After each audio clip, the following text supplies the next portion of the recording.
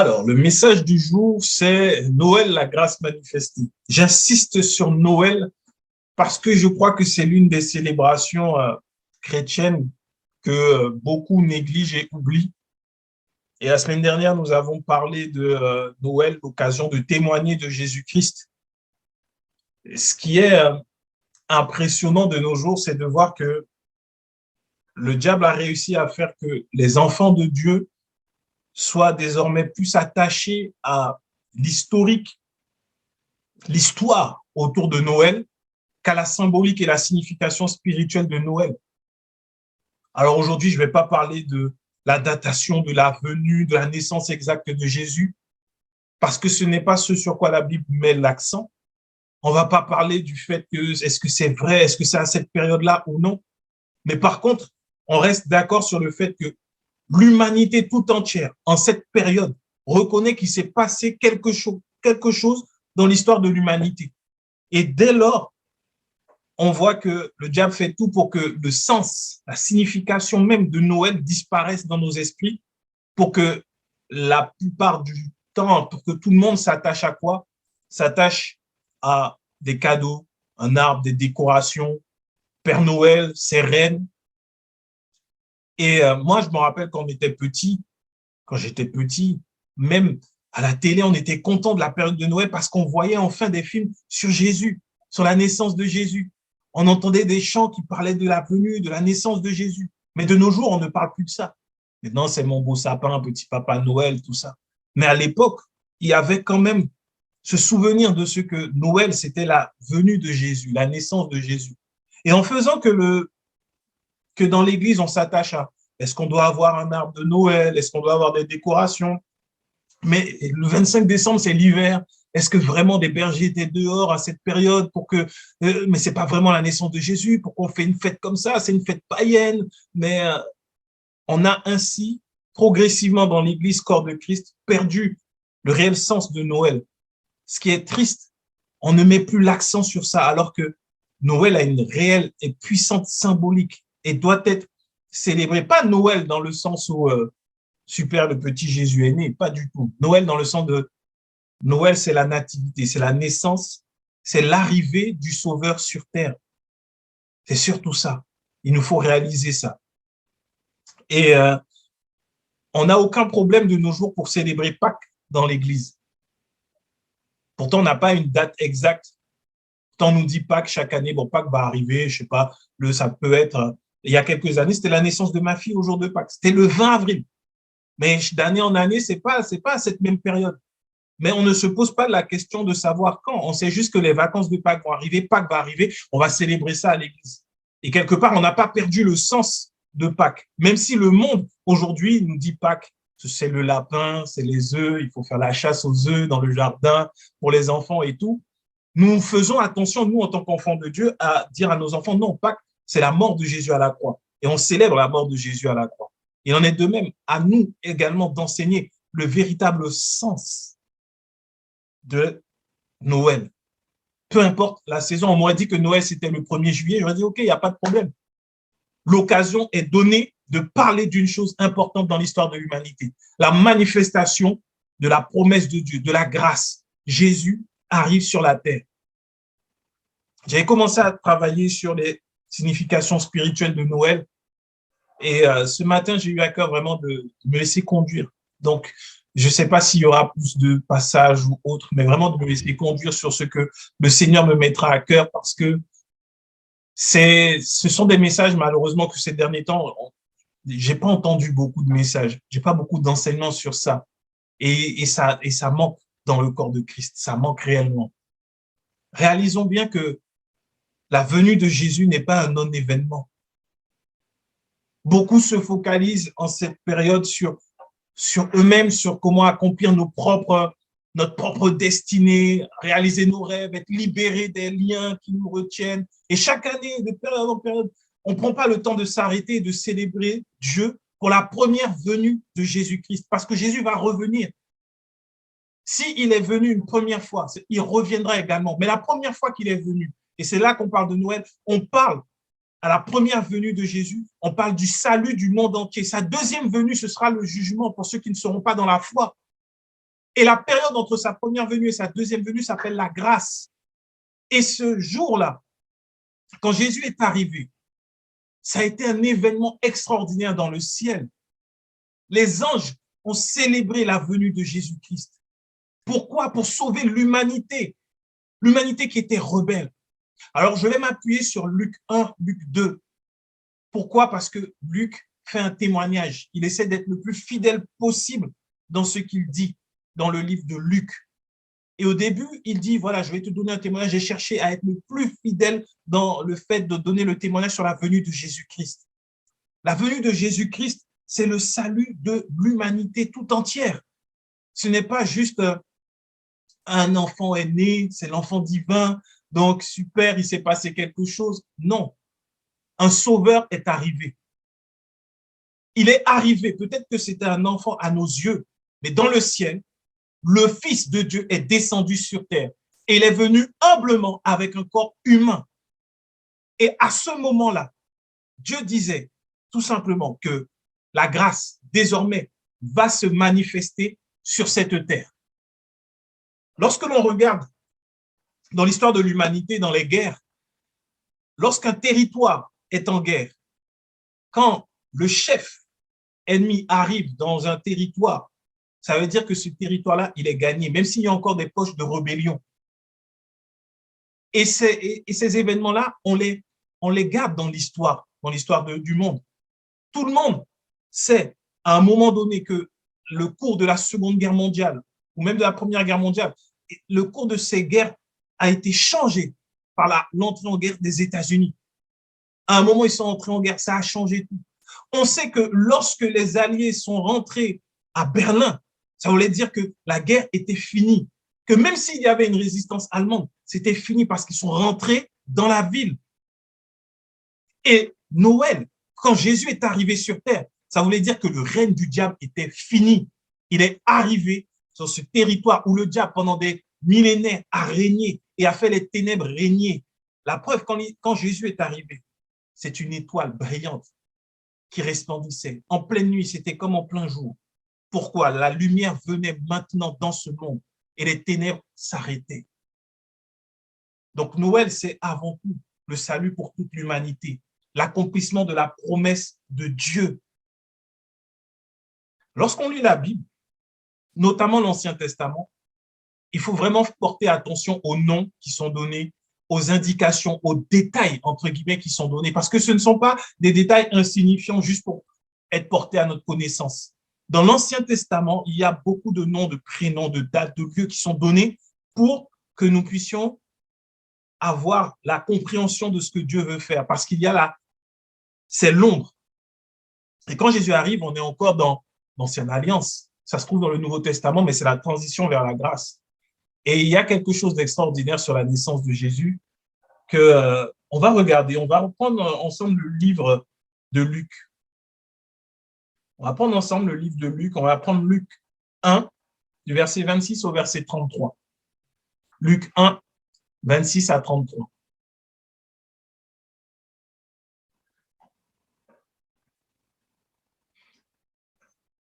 Alors, le verset 26 nous dit, au 6e mois, l'ange Gabriel fut envoyé par Dieu dans une ville de Galilée appelée Nazareth, auprès d'une vierge, fiancée à un homme de la maison de David nommé Joseph. Le nom de la vierge était Marie.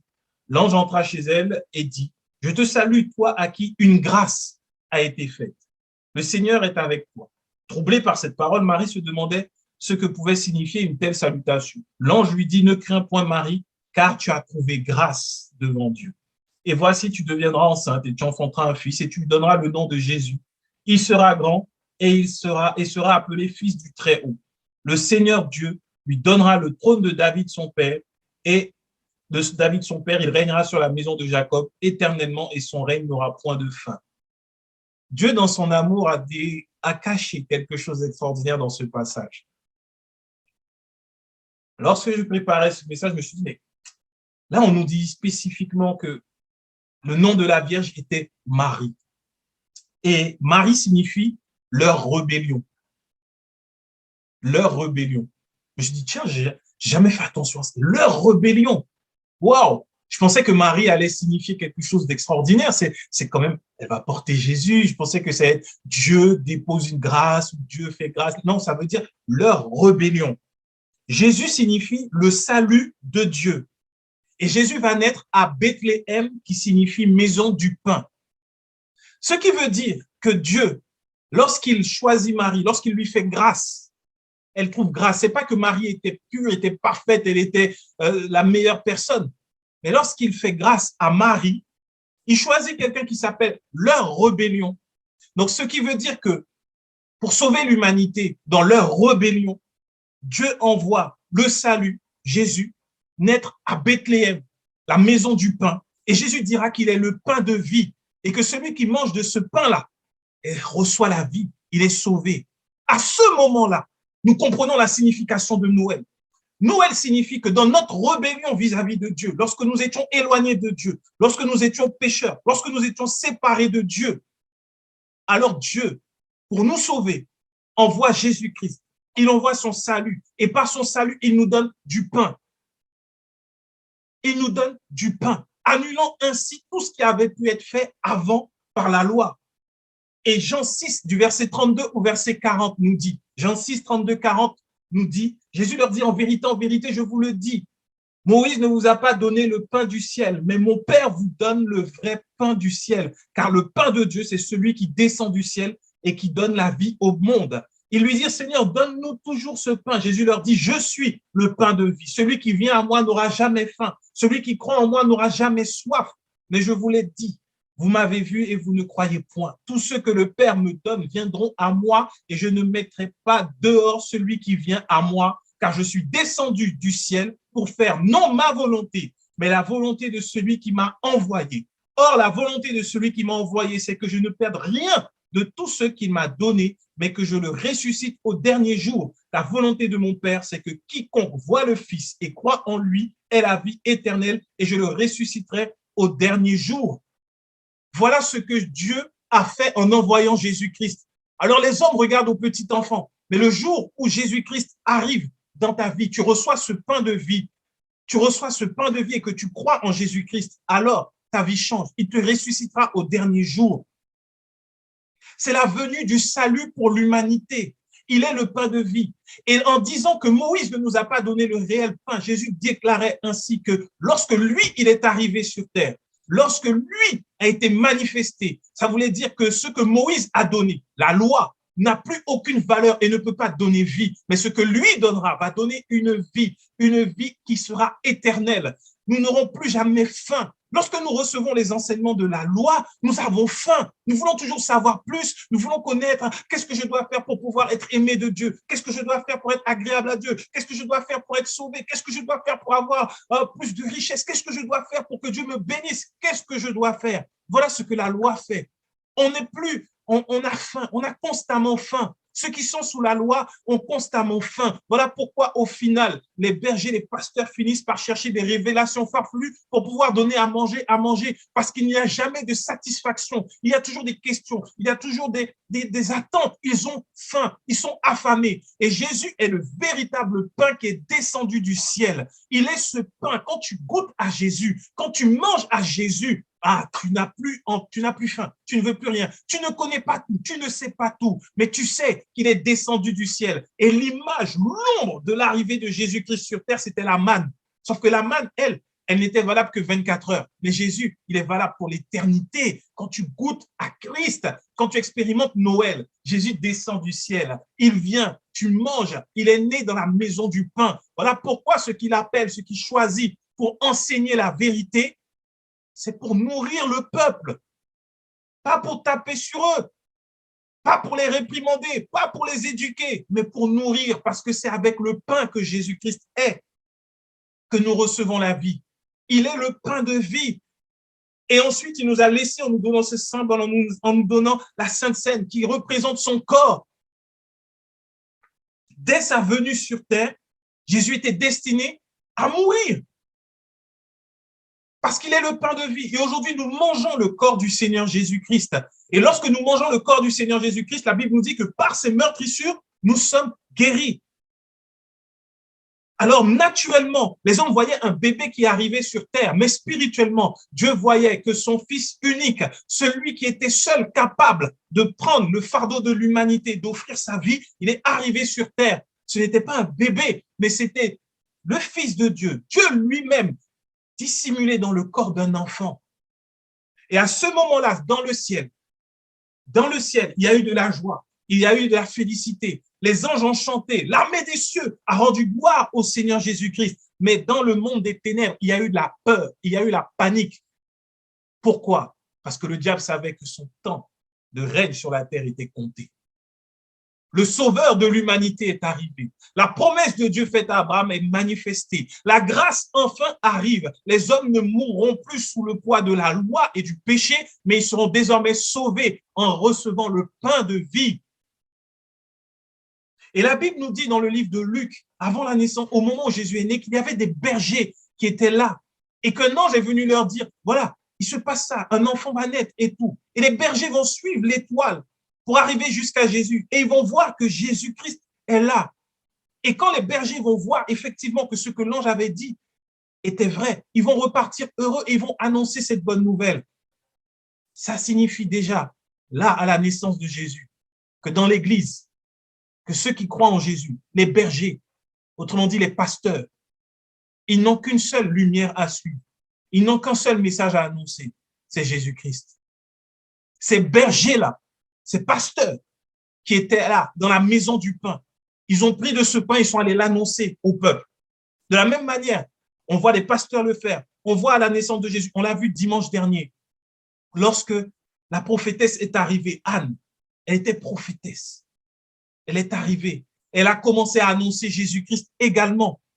Si quelqu'un se pose la question, quelle est la mission d'un serviteur de Dieu? C'est annoncer Jésus-Christ. Un point, un trait. À partir de la Noël, la loi s'arrête. Le pain de Moïse s'arrête pour que le pain de Dieu, le véritable maintenant, que nous puissions le manger. Il n'y a pas un autre message à donner. Noël, c'est la véritable grâce. C'est le moment où on dit maintenant sur la terre, il s'est passé quelque chose. Et le message que nous annonçons, c'est que Jésus-Christ est manifesté sur terre. Il est venu afin que l'humanité soit sauvée.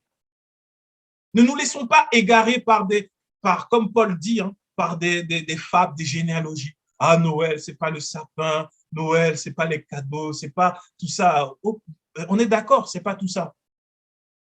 On est d'accord. Mais les vacances que tu prends à Noël à ton travail, considère-les comme étant le fait que Jésus-Christ est mort déjà et qu'il est venu. Considère que c'est la grâce de Dieu également. Parce qu'aujourd'hui, là, c'est moi, c'est pas une signification spirituelle. Mais tu veux parler de Jésus-Christ à Noël. Il y a un arbre, on prend un sapin, c'est un arbre vert, on met des cadeaux en dessous, on le décore. Après le sapin, au bout d'un moment, on le jette, il est mort. Expliquons à nos amis qui ne connaissent pas Dieu. Mais tu sais, ton sapin là, tu sais, Noël quand même, ça parle de la venue de Jésus, de sa naissance, ouais. Mais tu sais, le sapin, moi je sais pas comment les gens parlent, mais le sapin vert, on dit que Jésus, il est le bois vert. Il est celui qui a pris des coups pour nous. Donc, tu sais que ça représente quand même un peu ce que Jésus a fait pour l'humanité. Ah bon? Oui, oui, oui. Le sapin vert, Jésus, le bois vert, c'est lui qui donne la vie. Il a quitté la terre, il a quitté le ciel là où il était, il est venu. Et au pied de la croix de Jésus, nous avons un merveilleux cadeau, ça s'appelle la vie éternelle. Donc, tu vois, moi, mes enfants, c'est comme ça que je leur enseigne. Nous avons un merveilleux arbre. Nous nous rappelons que Jésus est mort à la croix, cloué sur une croix. Et au pied de cette croix, nous avons reçu le salut parce qu'il a dit tout est accompli. Alors peut-être que d'autres pensent que c'est des traditions humaines. Mais pour moi, quand je vois ça, ça me rappelle que lui, la source de la vie, il a accepté de mourir afin que je reçoive sa vie en retour. Voilà pourquoi je célèbre Jésus-Christ. Voilà pourquoi je suis heureux de m'habiller en rouge. Ça me rappelle son sang qui a été versé. Alors maintenant, vous pouvez prendre tout ce que vous voulez. Vous pouvez dire que je suis fou. Mais moi, je préfère voir Jésus en toutes choses que de chercher une signification humaine et naturelle. Voilà pourquoi je prendrai joie à célébrer Jésus-Christ, à décorer ma maison pour que tous ceux qui ne connaissent pas Christ puissent entendre parler de Jésus-Christ. Il est venu sur terre. C'est une réalité aujourd'hui. Ça va choquer Ça va déranger les religieux. Soyez dérangés. Jésus est venu et il a dérangé tous ceux qui étaient dans la religion. Son arrivée voulait dire que tous ceux qui se cachaient derrière la loi, mais qui continuaient à œuvrer dans les ténèbres, tout cela, ils seront exposés à la lumière de la grâce de Dieu. Parce qu'une fois que le péché n'a plus de pouvoir, alors les êtres humains peuvent vivre la joie du Père, la joie de Dieu. Et c'est ce que signifie la venue de Jésus. La venue de Jésus aussi signifie que le jugement, la condamnation sur toi allait prendre fin. La condamnation sur nos vies allait prendre fin. Je ne sais pas, mais mettons-nous, imaginons que nous sommes des condamnés à mort et qu'on entend que notre procès va être révisé et qu'il y a le meilleur des avocats, celui qui n'a jamais perdu un procès qui va nous défendre. Est-ce que même dans la prison, on ne va pas se réjouir? C'est pour ça que Siméon, lorsqu'il a vu Jésus, il a dit, ça y est, je peux partir en paix. Il n'a pas connu la grâce, il n'a pas expérimenté la grâce, il n'a été que sous la loi, il a été respectueux de la loi. Mais quand il a vu Jésus, il a dit, c'est bon, je peux partir. La grâce est là, la promesse de Dieu est manifestée. Je sais maintenant que ceux qui vont croire en lui seront sauvés. C'est notre libération à tous. Sans la venue, il n'y a pas la croix. Sans sa venue, il n'y a pas la croix. Dieu, par la venue, maintenant on va regarder comment Christ est arrivé. Il est arrivé dans une mangeoire, dans une étable, dans une crèche. Il n'est pas venu avec des bling-bling. Il n'y a pas eu des chars de feu dans le ciel. Il n'y a pas eu des tonnerres pour dire attention, le libérateur est là. Tout ça pour nous faire comprendre que Dieu ne voulait plus de cérémonie.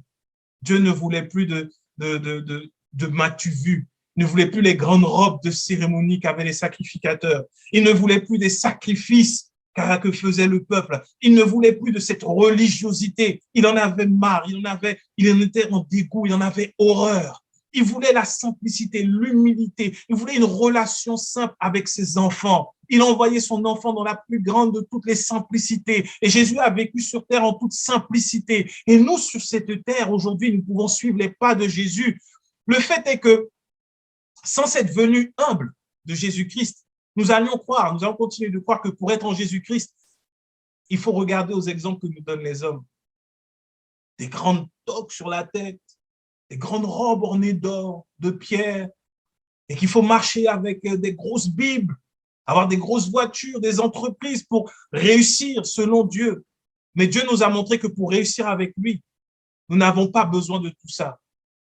Jésus-Christ lui-même, il est venu en toute humilité. Tu peux être né dans une étable, né dans un hôpital. Tu peux être né dans la forêt, dans le désert. Quand tu rencontres Jésus, ta fin, ça s'appelle la gloire. Quand Jésus prend naissance dans ton corps, dans ta vie, en toi, il y a une grâce extraordinaire qui se manifeste. Noël, c'est la naissance. Ça préfigure également la nouvelle naissance. Ça préfigure cette nouvelle naissance. Le jour où tu entends parler de ce Sauveur qui est venu sur terre et que tu crois en lui, toi également, tu fais la joie du Père. La même joie. Il y a eu une joie extraordinaire quand Jésus est arrivé. Et quand nous, qui avons accepté Jésus-Christ, nous avons dit oui, j'accepte Jésus. La Bible nous dit qu'il y a une joie immense dans le ciel pour cette venue. Dieu nous a fait ce don merveilleux. Il a le premier donné Jésus-Christ. Sa venue a fait que il y a eu de la joie dans le ciel parce que l'humanité allait être sauvée. Et en retour, Dieu récolte plusieurs naissances extraordinaires de l'esprit sur cette terre. Tous ceux qui disent, oui, je reconnais Jésus, il y a le même chant de gloire dans le ciel. Oui, j'accepte Jésus, il y a ce même chant de gloire dans le ciel. Oui, je veux Jésus-Christ comme mon sauveur. Il y a ce chant de gloire dans le ciel. Il y a de la joie dans le ciel. Le ciel est heureux, même si sur la terre, on ne comprend pas. Mais parce que ça veut dire que ce sacrifice, cette venue de Jésus n'était pas en vain. Imaginons un peu, nous sommes dans le ciel avant que Jésus ne se manifeste. Et Dieu demande qui peut venir, qui peut aller sauver l'humanité. Archange Michel, est-ce que tu es prêt? Il va dire non, tu sais, en fait, Dieu, moi, je suis bien à côté de toi. Gabriel, est-ce que tu es prêt? Non, Dieu, tu sais bien que c'est toi que j'adore, je reste là. Un seul a accepté de souffrir. Jésus-Christ. Il est le seul. Ne pouvons-nous pas célébrer sa venue? Nous rappeler qu'il a quitté le ciel pour nous? Jean 3, verset 16 au verset 18 nous dit « Car Dieu a tant aimé le monde qu'il a donné son Fils unique, afin que quiconque croit en lui ne périsse point, mais qu'il ait la vie éternelle. Dieu, en effet, n'a pas envoyé son Fils dans le monde pour qu'il juge le monde, mais pour que le monde soit sauvé par lui. Celui qui croit en lui n'est point jugé, mais celui qui ne croit pas est déjà jugé, parce qu'il n'a pas cru au nom du Fils unique de Dieu. » Croire en Jésus-Christ commence par croire qu'il est venu pour nous sauver. Rappelons-nous qu'il est venu pour nous sauver, non pas pour nous juger. Et il est venu avec ce que rejetait la société. Il est venu mangeant, buvant, comme nous tous. Jésus buvait du vin, oui. Jésus mangeait, il allait aux fêtes. Mais il était avec ce que la société rejetait. La foi pour nous prend naissance à ce moment-là. Jésus est venu. Il est le chemin. Croire que Jésus est juste, ok, Jésus me sauve, juste parce qu'il est ressuscité. On a besoin de cette foi complète. Il est venu. Il est venu de façon surnaturelle dans le plan de Dieu. Il est la manifestation de la promesse de Dieu et il est le chemin qui mène à Dieu. Ça commence par croire qu'il est venu, comme nous le voyons dans la Bible. Dans l'Ancienne Alliance, il était là sous différentes formes, mais il est venu manifester sous une forme humaine. Rappelons-nous de ça, afin que notre foi soit solide. S'il est venu, s'il est mort, c'est-à-dire qu'il reviendra. Parce que parfois, on peut douter, oui, bon, ça fait 2000 ans, on dit que Jésus va revenir. Franchement, il vient bientôt, il vient bientôt. Oui, mon ami, il vient bientôt. Il vient bientôt, c'est vrai, parce qu'il est déjà venu une première fois, parce que tous ceux qui l'ont vu ont attesté de cela, parce que l'humanité s'arrête à un moment pour dire que nous reconnaissons que Jésus est venu. Rien que ça doit nous faire prendre conscience qu'il reviendra. Et lorsqu'il reviendra, c'est pour chercher ceux qui croient en lui. Si nous ne croyons pas qu'il est venu, alors on risque d'être des chrétiens un peu bancals, ceux qui viennent pour que Jésus soit juste la solution de leurs problèmes et non pas leur salut. Jésus est venu pour sauver, non pour juger. Tes péchés ne sont plus le problème parce que lui, il a réglé le péché. Mais Jésus-Christ n'est pas non plus notre serviteur. Il est le grand Dieu venu sur cette terre. Il est le Fils de Dieu, l'unique, le seul sauveur de l'humanité, le seul libérateur de l'humanité. Il est le seul. Ce n'est pas notre serviteur. Ce n'est pas notre serviteur. Quand nous ne comprenons pas ce qui se passe, n'oublions pas qu'il a déjà tout accompli et demeurons dans la foi. Ce qui est triste, c'est que parce qu'on oublie qu'il est venu pour nous sauver, pour régler le problème du péché, ça donne des fois des prières insensées. Je me rappelle d'une histoire qu'on m'avait racontée, une dame qui priait, qui avait demandé à Dieu quelque chose. Elle a fini au nom de Jésus. Et puis, au final, le temps est passé, elle n'a pas reçu la chose comme elle voulait. Et dans sa sincérité vis-à-vis de Dieu, elle se retourne, elle prie de tout son cœur. Elle dit, mais Seigneur, tu t'es moqué de moi, c'est ça, tu t'es moqué de moi. Hein? Et elle priait sincèrement comme ça. Elle osait dire à Dieu, mais tu t'es moqué de moi. Et encore, ce n'est pas ces vrais termes, mais comme on est, je prends des termes beaucoup plus corrects, mais ce n'étaient pas les termes qu'elle utilisait. Elle parlait à Dieu. Mais cette mentalité vient du fait qu'on ne présente plus Jésus sauveur de l'humanité, mais Jésus juste comme étant une solution. Jésus n'est pas une solution, Jésus c'est la grâce révélée, manifestée. Sur cette terre, soyons conscients que ce ne sera pas parfait. Tu ne vivras pas une vie parfaite. Sinon, à quoi bon attendre la perfection à venir? Jésus-Christ n'est pas là pour régler tes problèmes financiers, bien qu'il soit la solution financière. Jésus-Christ n'est pas là pour régler tes problèmes de solitude, pour que tu te maries, bien qu'il ait la solution pour tout. Jésus-Christ est d'abord là pour sauver ton âme de la perdition. Et même si sur cette terre, tu demeures dans une pauvreté sans nom, tu as cette assurance qu'en Jésus-Christ, tu ne manqueras jamais de rien et qu'à la fin, tu seras sauvé par la foi.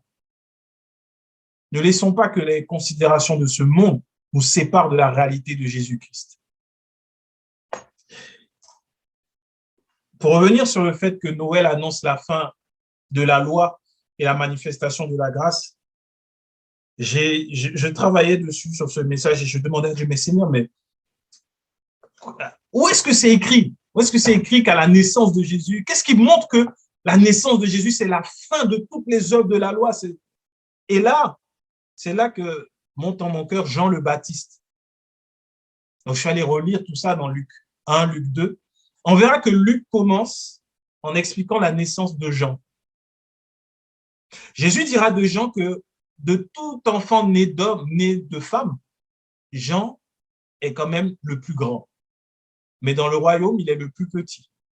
Jean le Baptiste, je parle bien du Baptiste, pas de celui qui a écrit l'Apocalypse, ni le disciple que Jésus aimait. Je parle de Jean le Baptiste. Il est le dernier des prophètes de l'Ancien Testament. Le plus grand. Parce qu'il est celui qui va annoncer le Sauveur. Il est celui qui va annoncer Jésus-Christ.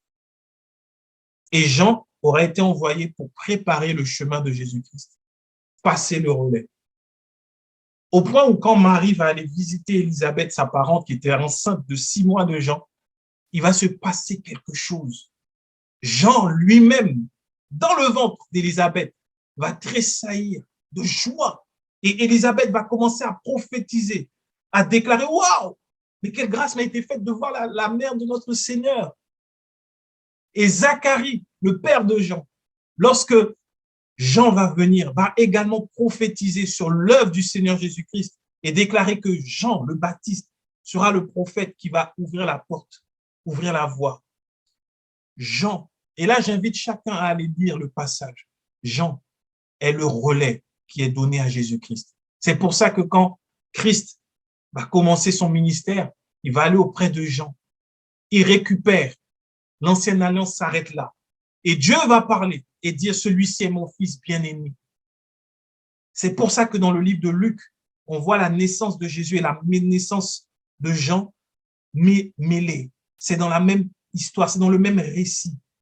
Parce qu'on voit à ce moment-là la passation de pouvoir, la fin d'un testament pour le début d'un nouveau testament. À partir de ce relais entre Jean et Jésus-Christ, s'écrit le Nouveau Testament, la grâce de Dieu. Jésus-Christ ça signifie le salut de l'Éternel et Jean, c'est Dieu fait grâce. Dans la loi, après tous les prophètes, tout ce qui s'est passé, Dieu décide de faire grâce dans la loi. Et pour cela, le salut viendra par Jésus-Christ. Le salut vient par Jésus-Christ. C'est tout ce qui se passe spirituellement au moment de la Noël. À ce moment-là, l'histoire de l'humanité a changé. Ne nous laissons pas entraîner à gauche, à droite. L'histoire de l'humanité a changé le jour où Christ est venu sur cette terre. Elle a changé à ce moment-là. Sa mort est venue sceller l'œuvre, la promesse de Dieu. Ne soyons pas aveuglés juste parce que beaucoup, et j'aime beaucoup mes frères et sœurs du monde anglophone, mais tout le temps, blood of Jesus, blood of Jesus, blood, le sang de Jésus, sang de Jésus. Les gens aiment ça. Les gens aiment ça. Et puis ça fait, ils font beaucoup de choses autour du sang de Jésus. Et donc les gens célèbrent sang de Jésus, sang de Jésus. Mais n'oublions pas la venue de Jésus. Il est entré à ce moment-là dans l'humanité, il a tout changé. Et des fois, là je prends un exemple vécu. Des fois, à l'époque où je chassais les démons, un peu comme SOS Fantôme. Tu viens avec ta Bible, ton huile sainte, on va chasser les démons. Et des fois, je me posais la question, pourquoi quand on disait le sang de Jésus, il ne se passait rien. La foi n'était pas complète en fait. On met l'accent sur le sang de Jésus, mais on oublie la grâce, la puissance de Dieu, la venue de Jésus. On oublie l'œuvre complète et achevée. À la croix, Jésus met un point final à ce qu'il est venu faire. Pendant tout son ministère, il a démontré que la loi était désormais obsolète parce qu'il était là et qu'on allait désormais, et que Dieu allait désormais agir sur la base de la grâce. Et quand à la croix, il a pris la colère du Père, il a dit, Tout est accompli. Et dans nous, naturellement, on ne prend pas un livre à la dernière page et on regarde le point final et on dit « Ah, le livre était super ». Ça ne marche pas. On ouvre le livre du début, on lit ce qu'il y a dedans et on va jusqu'à la fin. Le début de la grâce, la manifestation de la grâce commence avec la Noël. C'est pour cela que des fois, tu peux dire « Oui, maintenant, je chasse, sang de Jésus ». On n'a pas l'œuvre complète en nous. Et quand on a la grâce complète, l'œuvre complète de Jésus-Christ dans nos cœurs, on se rend compte qu'au final, ça ne sert à rien de dire sang de Jésus, sang de Jésus. Ça ne sert à rien. On célèbre Dieu pour sa grâce. Parce qu'on dira, Seigneur, du jour où tu es venu sur terre, c'était pour nous sauver. Aujourd'hui, je sais que cette situation ne peut pas me détruire. Parce que dans ta grâce, tout est accompli. On a utilisé du début jusqu'à la fin toute l'œuvre de Christ, la perfection de son œuvre. Alors, notre foi repose dessus et la grâce se manifeste pleinement, du début à la fin. Célébrons Noël, annonçons Noël. Et je clôture ainsi ces 2 dimanches d'enseignement autour de Noël. Nous comprenons que Noël, donc, c'est pas le Père Noël, les reines, etc., mais c'est la venue du Sauveur de l'humanité afin que le monde soit sauvé. C'est la manifestation de la promesse de Dieu, c'est l'accomplissement de ce que Dieu avait dit. C'est la fin de la loi pour le début de la grâce. C'est l'occasion de témoigner de Christ. Donc, dimanche prochain, nous saisirons cette occasion. Et je n'ai pas encore la conviction sur faire un culte comme ça, mais je sais une chose, c'est que c'est ce que le Seigneur me met à cœur, je partagerai un témoignage. Un témoignage. Parce que c'est ce que Noël nous donne l'opportunité de faire, de témoigner de ce qui s'est passé quand Jésus lui-même s'est manifesté dans nos vies. Donc, je partagerai ce témoignage pour célébrer la venue du Sauveur dans l'humanité, mais également dans nos vies.